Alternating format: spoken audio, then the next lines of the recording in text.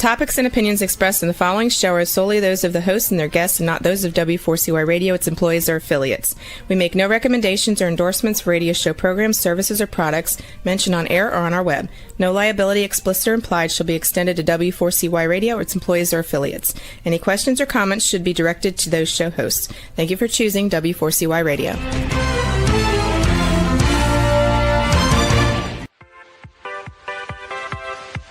Welcome to the Ask Good Questions podcast, broadcasting live every Wednesday, 6 p.m. Eastern Time on W4CY Radio at W4CY.com. This week and every week, we will reach for a higher purpose in money and life, as well as a focus on health and wellness. Now, let's join your host, Benita Bell Anderson, as together we start with Asking Good Questions.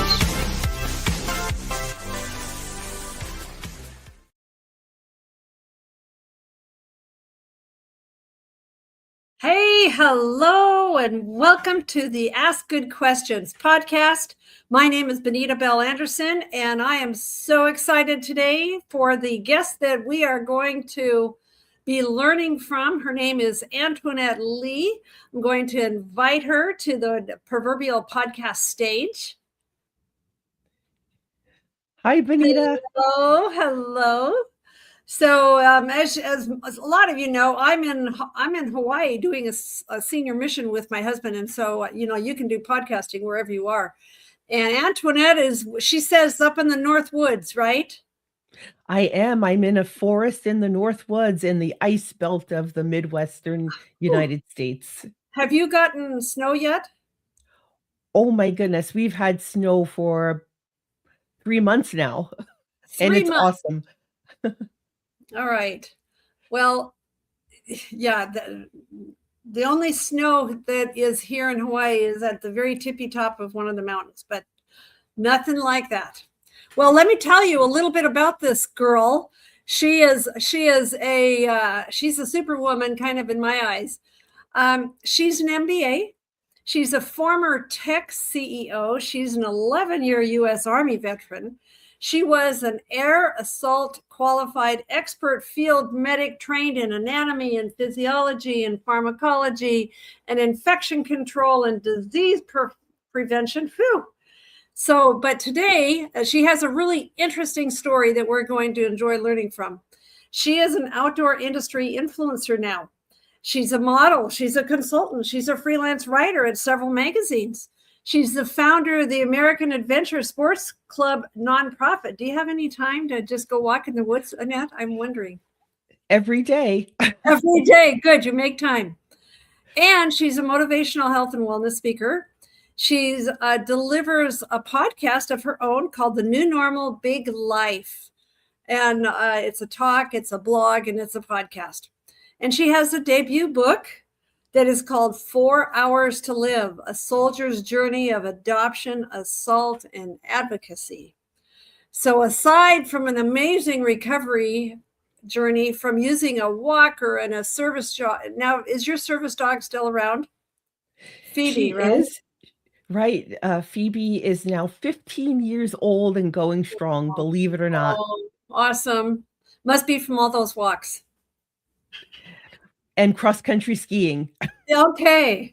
So she was also at one time a full-time caregiver, as I have done a lot of caregiving in my day. But she had a traumatic brain injury. We're going to find out about that.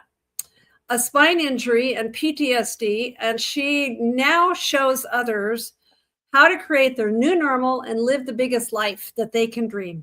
One of her passions is talking about how outdoor recreation is at the intersection of health and wellness and stewardship and adventure. I love that.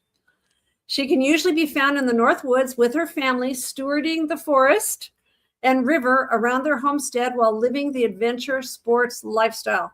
She leaves listeners and anyone that she's talking to with action steps to create their new normal and inspiration to live a big life. So, how about that? Is there anything you'd like to add to that intro?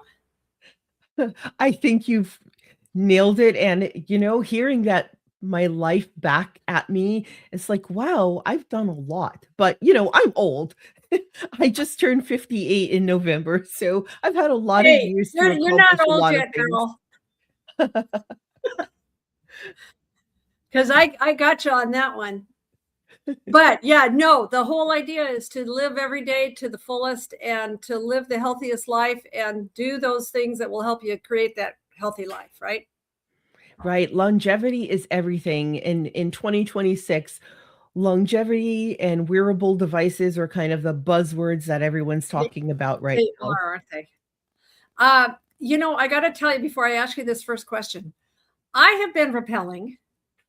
And when I first was reading about this rappelling accident and we were talking about it, I was like, I remember getting all, just harnessed, and I'm feeling like this is completely safe. I was at a cliff in Zion National Park, Mm. and just going way down, but I felt completely safe because I'm looking at all the ropes and the harnesses and the everything pounded into the rocks. And so take us back to the rappelling accident. What changed instantly, and how did that happen?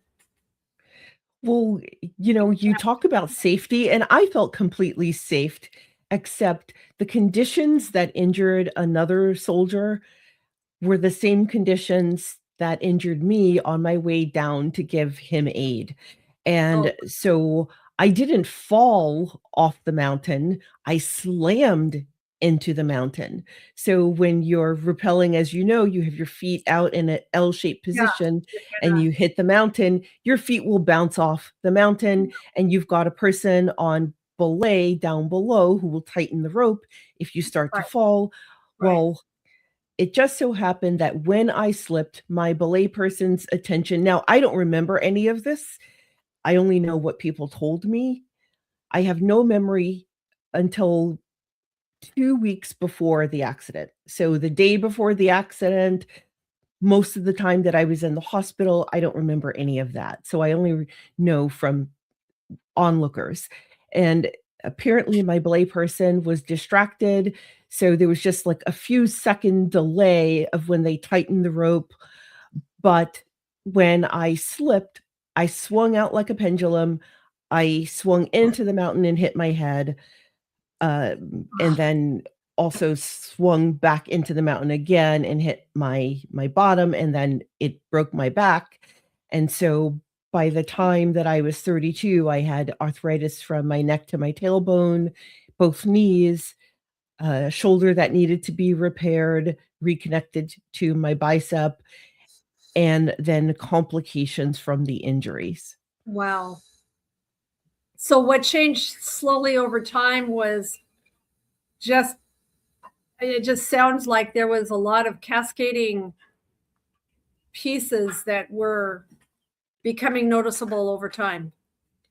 Right, so you have the initial injury and you think, "Oh, well, in the grand scheme of things, I'm not hurt so bad," in air quotes. Yeah, Thank God. I survived it. I'm not in a wheelchair. Well, I am technically in a wheelchair, but once I leave the hospital, I'll no longer be in the wheelchair. I'll just right. have a cane, probably for a short time, and I will recover and go back to work is what I thought. And I did have occupational therapy and physical therapy and all of the things to get me back to working and living my life. Maybe not at 100%, because at the time when I was injured, I came into the military a state championship runner. And while I was in the military, I was a competitive bodybuilder and power lifter for the Army. And Wow. so it took a long while before I could recover, but I was at a very advanced level of fitness when I got injured, and that is one thing that helped me. So having Right. all that muscle protected my back from a more serious injury. Wow. So over time, I went back to work. I think it took maybe 3 months or so, and then I continued living my life. But little by little, it was like boiling a frog slowly. You don't realize that, my memory is not as good. And sometimes I lose my words, and sometimes I'm struggling to focus. And some days, I need a lot of pain medication just to be able to go to work. And so it was all these little things just compounding. But what made it substantially worse was that allopathic or conventional medicine just was not working for me. And I was on 20 medications at one time and getting sicker and sicker by the day. Yeah. So when you say you relied on a walker and a service dog and a full-time caregiver, is that when you got Phoebe? Was when this happened? Yes. So I got Phoebe after, not at the initial injury. I got her maybe, oh gosh, to do the math, it was almost a decade later that I went into decline. But the reason I went into such severe decline, in my opinion, it was that, medications are chemicals. And they can be very, very beneficial, especially when you're first injured, because they work fast, they're very strong, and they usually do the job that we want them to do or that our doctors think they will do for us. Yeah. However, there are some people for whom their bodies are just wired differently, and we are very sensitive to our environment. We're very sensitive to the foods we eat, the ingredients we use in products like healthcare and cleaning products, and the ingredients in our food. Some people can eat junk and perform at a high level. I'm not one of those people. Some people can take medications and say better living through chemistry. Yeah. And nothing ever happens to them. But for me, it was causing organ damage. My kidneys were failing because of the medications. And I was on 5 medications at one time that all caused kidney potential of a side effect for kidney damage. I got really crazy over this issue about medications with my mother when my mother was dying, and they'd give her a medication, but then they would give her something else to counteract the side effects, and then there'd be another side effect. And so I remember just being so frustrated over that whole thing. But you had said that you had excellent health insurance, but what gaps were there then if you're receiving all these things and, they have the best intentions, but what gaps did you experience in the system? Well, the major gap was that because I have a background in healthcare, I knew to ask questions about medications. Yeah. Every medication has what they call side effects. It's not a side effect, it's a potential likely effect based on data, right? Other patients have had these effects. Yeah. I brought up to every care provider that gave me a medication that could potentially damage my kidneys, are you aware that I'm on 3 or 4 medications that also run the risk of kidney damage? And they would all say the same thing. You're on a very low dose of each medication. I don't think it will be a problem. And because I'm not the one with an MD, right? I have a MBA and a degree in economics and a degree in science, but I'm not an MD. So I relied on their judgment that if you say it's going to be fine, you're the one with the MD, I'm going to trust you. And until it wasn't fine. And I nearly died because of it. So not only that, but I became so allergic to so many medications that today, when I do need a medication, it's very difficult to find one that has not put me into anaphylactic shock in the past or given me a side effect that, in the grand scheme of side effects, when you look at the ones that are just maybe a little mild, like may cause drowsiness, or one that could potentially stop your heart or cause dangerously low blood sugar, I'm the person who gets the one that could stop your heart or dangerously low blood sugar. Right. It's just the way that I'm wired. So I'm not anti-medication, and I do occasionally take a medication for a short time, but very consistently, when I take a medication, for me, it's a 50-50 chance that I'm going to have an allergic reaction, and there's a 50-50 chance I'm going to have a very dangerous side effect experience. I think this is great motivation to be living the most healthy lifestyle that you can possibly live, right? Amen. Well, I know that there were several surgeries involved in all of this, and you've described hitting rock bottom after what, a 5th surgery? So I was on my 4th surgery waiting. I had a 30-day wait before my 5th surgery. And during that period, I thought I wasn't going to make it to the next day, let alone to my next surgery. Yeah. Well, what were the moments or the signals that made you think to yourself, I just can't keep doing this the same way? Because obviously with you being on this podcast and describing this whole story, there's a big aha moment coming, but I want people to understand what the context of where you are now is. And so was there a moment where you just said, I just can't keep doing it, I've got to do something different? Well, before I got to that, something very important happened. I woke up one day just feeling like I was not going to make it until the next day. But instead of telling my caregiver, oh my goodness, I'm worried that something is very wrong, we need to run to the emergency room right now, I didn't have that sense. I really had this inner feeling that it's already too late to do anything about it. Wow. And so my caregiver noticed that I wasn't doing well, but it was, by the time they noticed, it was really late. And if you have any experience with emergency rooms, you don't really want to go in the middle of the night or on a weekend. No. And we could talk about that later, but Never liked emergency rooms. No, they're terrible.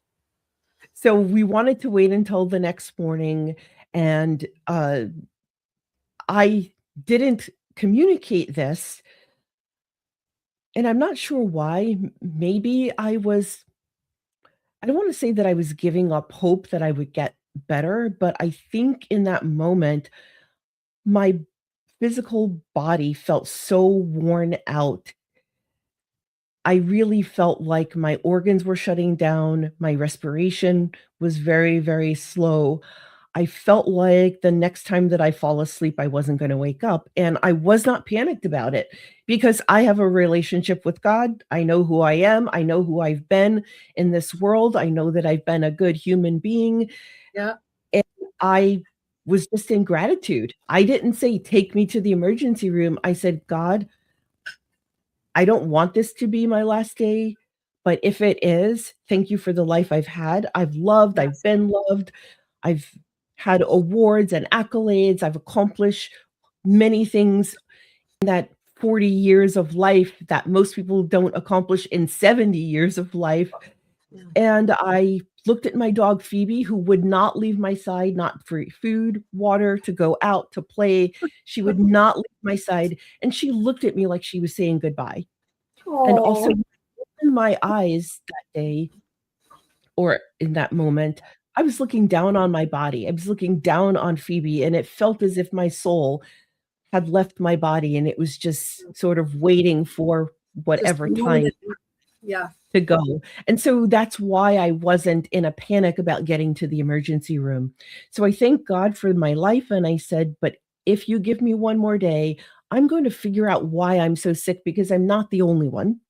Right. I meet people all the time in doctors' offices who are like me, complex medical problems that can't seem to find answers for. And So I went to sleep the next day.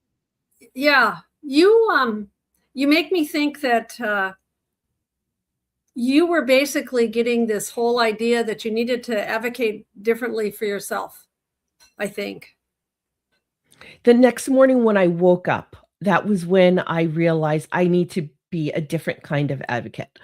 What I did not do in the past was, when my gut feeling, when my own body was telling me that what these doctors were recommending were not a good idea based on experience, based on my experience with anaphylactic shock most of the time when I take a new medication. Or if I've been on a medication even for 10 years, one day I'll take a dose and I go into anaphylactic shock. It's became apparent that long-term use of medication was not right for me personally. It may be right for some people, just not for me. I realized I needed to be the sort of advocate that trusted her own gut and intuition, but also researched for herself. Right. And then not allow doctors to gaslight you into shutting down when you're trying to have a discussion about your healthcare treatment plan. So let's stop a minute. I don't know if everyone there, I mean, I remember when I first heard that term, I was like, what does that mean? And so when you define medical gaslighting, what are the most common ways that it shows up for patients that have some kind of chronic illness? Well, when you report your symptoms to a doctor and they start diminishing your symptoms or attributing them to some sort of mental defect or telling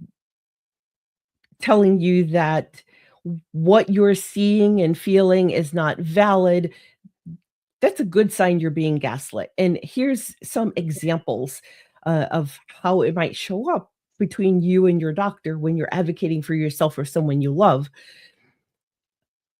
And I'll tell you in the form of a story that happened to me. So I am a fit, muscular person. I have a bench press. Well, not now, but in the past, I've had a bench Back press in the of day. 200 pounds, 350 pounds squat, and a 500 pound deadlift.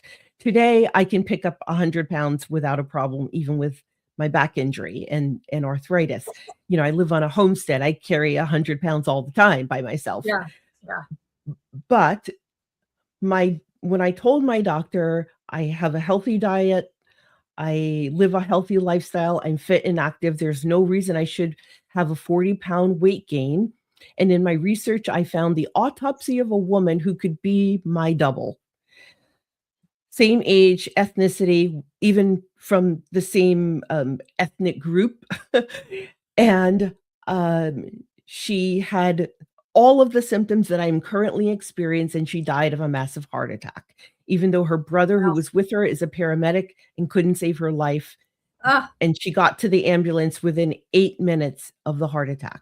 ah, So wow. so I was concerned about these very serious information that I found. And my doctor asked me if I thought maybe I could be living in the wrong gender and that I should embrace my weight gain because of body positivity and shapes, and Oh, beauty comes in all shapes and sizes. okay. So this is my cardiologist, right? That was gaslighting. Yeah. Wow. And so he didn't run any tests. And here's the other piece about gaslighting. The doctor will make an assessment that it's just in your mind and you have a mood disorder or an identity problem or dysfunction without running any tests. So he didn't run any tests to check my heart. He didn't run any tests to check any of my blood work, my blood panels. He just said, I'm going to give you a consult to mental health because I think you have gender dysphoria and you're struggling with body positivity. Oh my gosh. That would make me so angry. Whoa. And so for the listeners out there, I am a very feminine woman. There is no way anyone could even just suspect that I don't know what my gender identity is. That I could you don't know who you are. Right. Yeah. Yeah. Well, so if someone listening suspects that they're being dismissed, which is what this is they're being dismissed, what are 3 practical scripts or questions? This is the Ask Good Questions podcast after all. So what are some good questions that they can use in the exam room? Well, I'll tell you some that I use personally. And so one is bringing the conversation back to your original question. So what do you think about this unexplained weight gain, this 40-pound weight gain? And for example, that doctor who dismissed me caused me to get a delay in treatment for a very serious condition that's now under control. So I just want to impress upon you that if you allow a doctor or a healthcare worker to gaslight you without challenging them, it could cost you your life. It's a very serious thing. Yeah.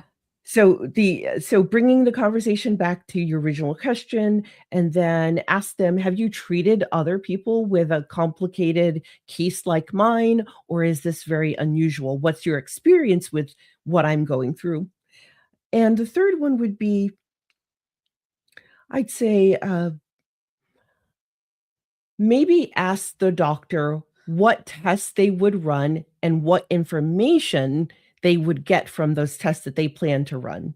So my doctor didn't plan to ask me to run any tests. So I brought it back around to, so are we going to test, and what might you find in those tests? And let's see what he would say. That would be like a big clue. Right. Wow. So I interviewed a hospital administrator, Dr. Julie Seamers, in episode 25 of New Normal Big Life. And that episode is called Surviving Your Hospital Stay. And in it, Dr. Seamers and I talk about what you can do to advocate for yourself, because during the process of advocating for yourself, if you become agitated, if you raise your voice, then that gives patient advocate and security and the doctor the ammunition to say to you that you're just having a mood disorder problem and we need to give you a consult to mental health, versus taking your symptoms seriously. So you want to stay calm, and there is a hierarchy of escalation. So you can go to patient advocate, and then there's a next level and a next level and the next level when you're being gaslit or not getting the answers you need for yourself or your loved one. Well, how would you respond to, I mean, I'm thinking that there's got to be a balance between respecting medical expertise while trusting your own experience with your own body, right? There's got to be a balance. And I think what you're saying is it has to do with how you feel in your gut about what's right for you. Yes. Before human beings had the ability to speak, we communicated information, we received information externally using our senses, what we could hear, feel, smell, see, etc. And so once we started talking, human beings started relying on spoken word more than what we were feeling. So in your ancient brain that we think of as our intuition, and a lot of people feel it like butterflies in the stomach or hairs on the back of your neck. Those are the things before we had language that kept us alive. But we've gotten so far away from that because we rely on what we could hear, in spoken word on podcasts, or what someone might tell you or read when we're doing research online.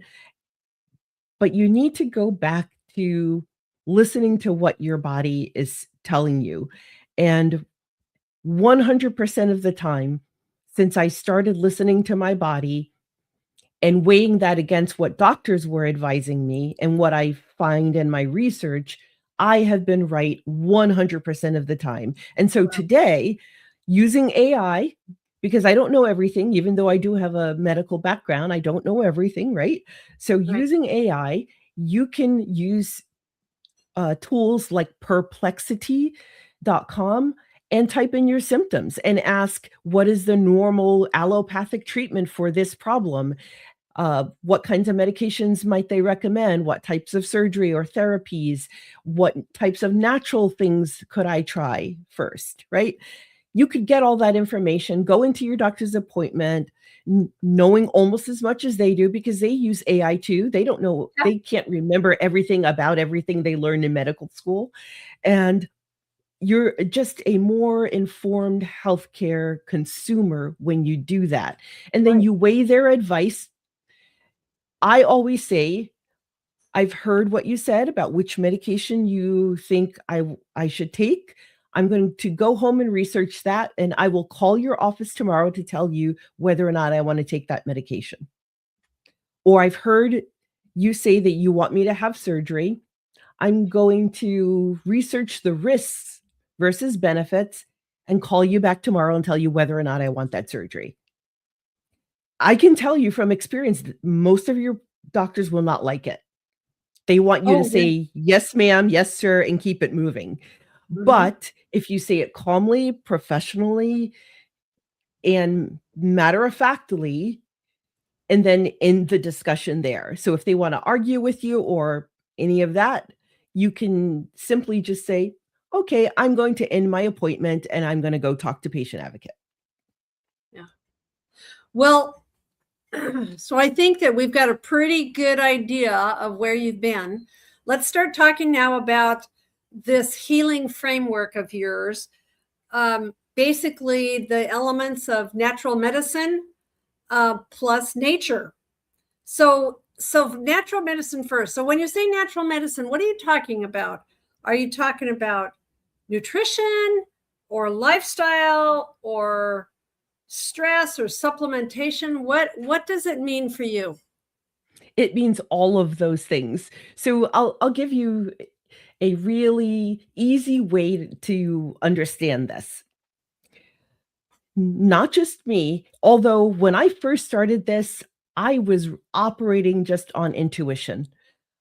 I didn't read that this is what I should do. But today, a lot of doctors are telling you this in your office visit, that it used to be thought that 50% of what makes you who you are is genetic, right? And that still is true. But you can turn those genes off or on by lifestyle choices and environmental impacts. 10% of what makes you who you are, that's what happens to you and what's in your environment, what happens in society, all of those things. You're not in control of your genes. You are in control of gene expression, meaning you can make lifestyle choices that will turn those genes on or off, and you're not fully in control of your environment. You can make sure your house doesn't have mold, for example, but you can't control the pollution in the air or the forever chemicals in your water, right? But you can control that other remaining 40%, and those are lifestyle choices. But here's the new twist. Today, when I started in 2014, it was thought that you are 40% in control of your health and wellness through lifestyle choices. Newer research says you are 90 to 98% in control of your good health and longevity based on lifestyle choices. Yeah. So what I knew instinctively was That's that huge. I needed to go back to the way that human beings were before the industrial age. I needed to go back to the way that my parents lived before they moved to a city. So both my parents were raised on farms. They grew most of what they ate. They raised most of what they ate. They fished and hunted. They didn't eat a lot of processed foods, and they raised us to be that way too. As an adult, I didn't eat a lot of processed foods, but there are sneaky little toxic ingredients that even if you read labels, but you don't understand the words that you're reading, can sneak in. And that's why I did a whole episode on the toxic ingredients, and you can print it out and download those ingredients so you can take them to the store and make sure you avoid them in your food, water, health and beauty aids, and in your cleaning products. The other thing that I just knew instinctively was that after my brain injury and spinal injury became so debilitating that I had to use a walker and a full-time caregiver, I realized that I needed to go outside. My doctors told me, sleep as much as possible, rest, don't overexert yourself, stay out of the sun. All of these things were completely wrong, mind you, but these were what MDs told me. We now know that we need sunshine. We need to be around other human beings. We need socialization. We need to move our bodies.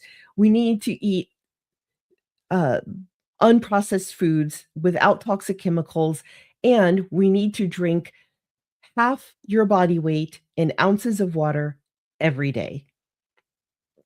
And so that was the first thing that I decided that I was going to do. But I also had the benefit of having a medical journal.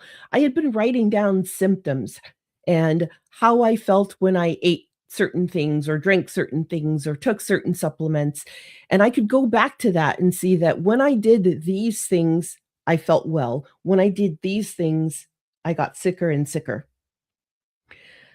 So writing down your symptoms also gives you a way to talk about that with your doctor. And so I do have a step-by-step plan that I can tell listeners how they can get started creating their new normal to live a big life as well. Well, for someone who's homebound, maybe low energy mobility, maybe they're limited mobility wise, they're probably resonating with a lot of things that you've said. But what are realistic nature doses that they could, even in that state, that they could do to get started with more nature, hits for themselves? What could they do to begin?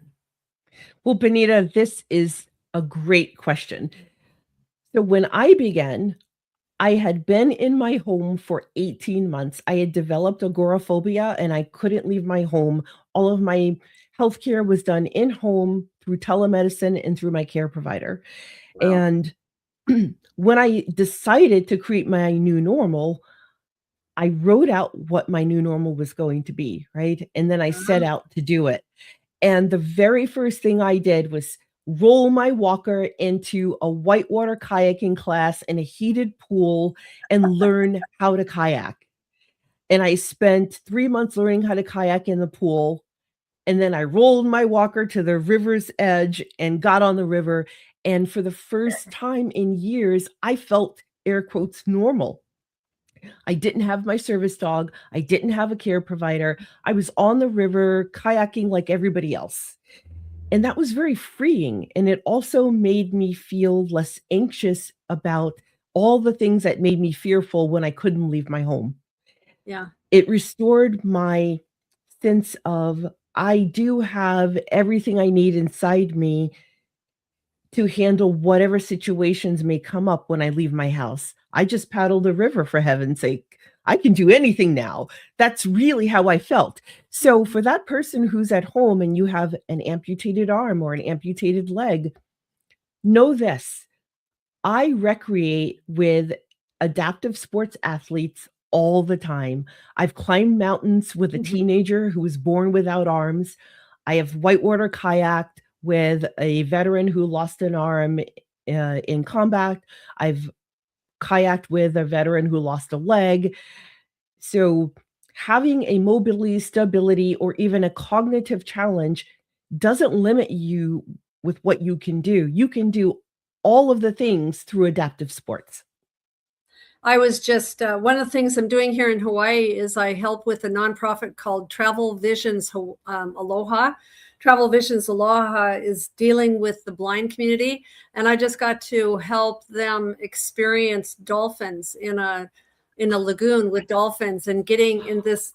I was in charge of this little gal who's, so I'm standing beside her to make sure that she, is appropriate around the dolphin, but she's able to take her hands out and feel the belly of the dolphin, and the dolphin is making, and anyway, so yeah, it's amazing what can be done through sports. It really is.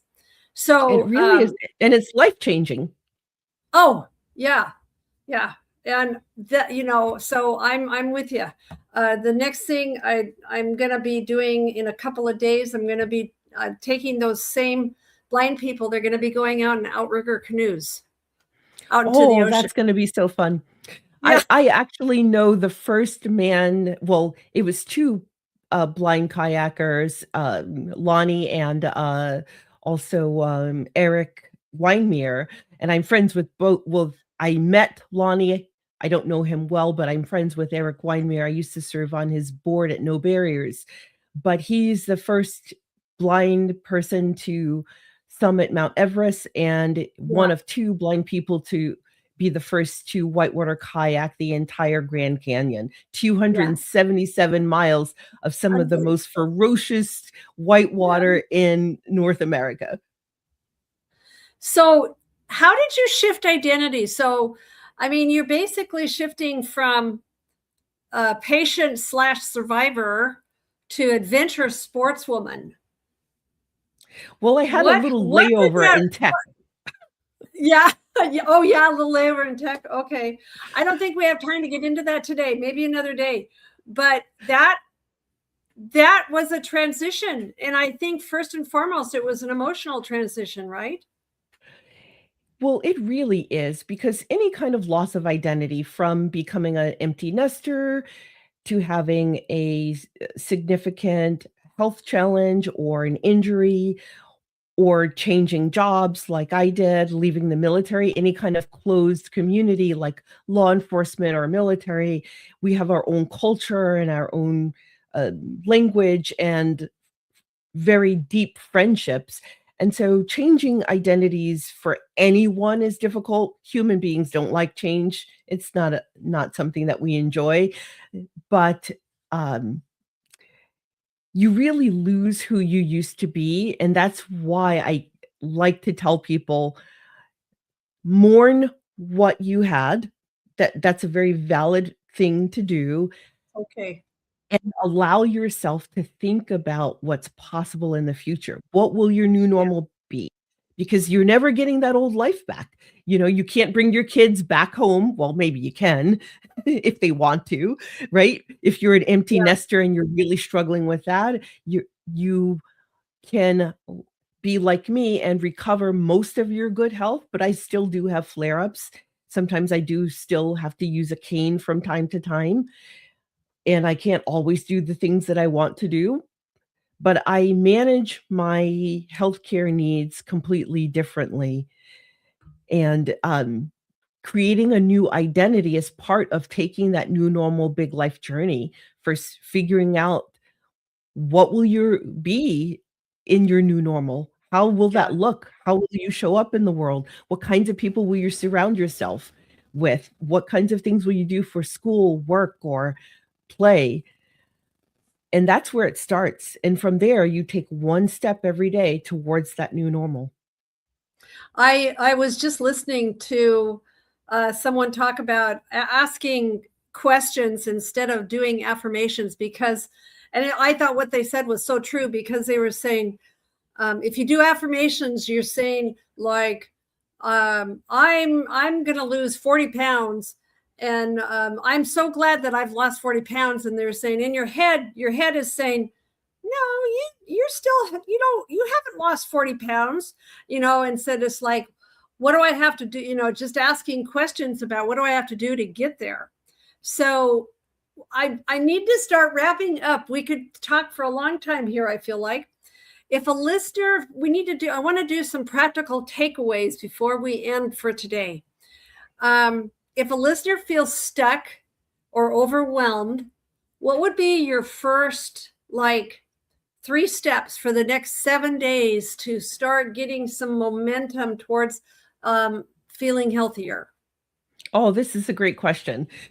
So the first thing that you want to do is get out a pen or pencil and paper. Don't use a computer, because what you write down, goals that you write down, scientifically proven, those are the goals that you will achieve.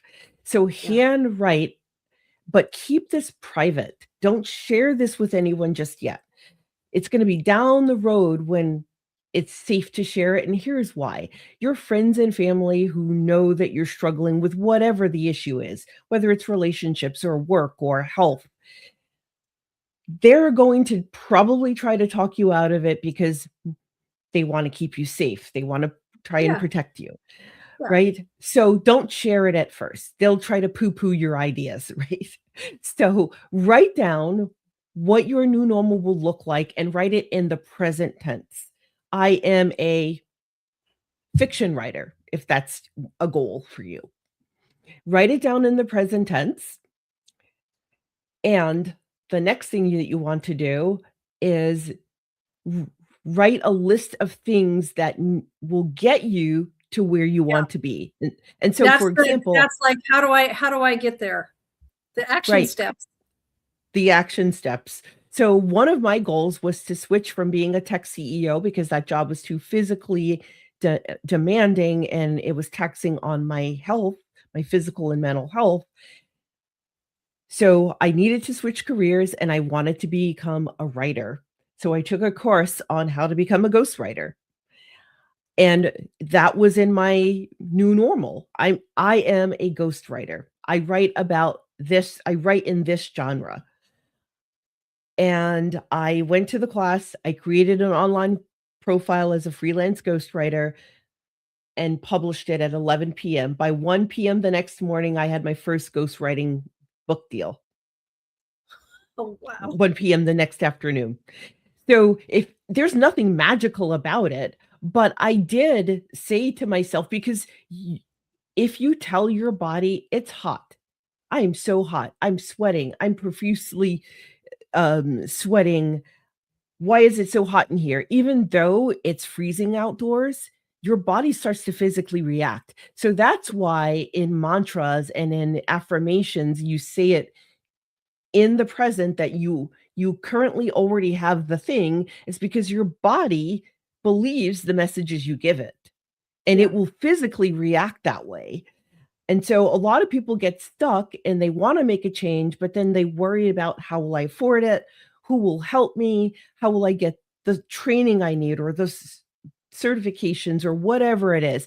How will I find the natural medicines? Once you get on that path towards this new normal, everything just becomes synchronistic and it lines up for you. Every opportunity I need just landed in my lap, almost as if I wrote it out and like a genie made it happen. Well, it's almost like maybe how we end is basically saying, take 100% responsibility for yourself. Absolutely. Because here's the thing. No one will save you and no one can save you. You have to save yourself. Yeah. And the reason is because, let's say you have a chef that cooks for you and a personal trainer that will lead you through all of the exercises, and your goal is to become fit and healthy. You're the one who has to eat the food, do the workout, take the supplements, all of the things. No one can do that for you. Everything is going to come down to what you invest in yourself. So with that, let me just tell everyone that there will be a informational flyer about Antoinette Lee on the website that you can go access. And I'll make sure that she has, you mentioned a couple of things. So I'll make sure that we have information on how do people access those resources that you talked about. So our time is up. We have got to say goodbye for today. I think that we could talk about other aspects of this very easily at another time. Thank you so much for having me, Benita. I loved having you here. It was just fascinating listening to your journey. Go outside now and take another walk and or maybe shovel some snow, depending on what it's doing out there right now. So with that, thank you so much, everyone, for joining the Ask Good Questions podcast, and we'll see you next time. Today's episode is over, but we did ask good questions again, didn't we? Don't miss out as we broadcast live every Wednesday, 6 p.m. Eastern Time on W4CY Radio at W4CY.com. Join Benita Bell Anderson next week for more conversations with experts on finances, retirement, behavioral finance issues, health and wellness, and more. Until then, remember to ask good questions.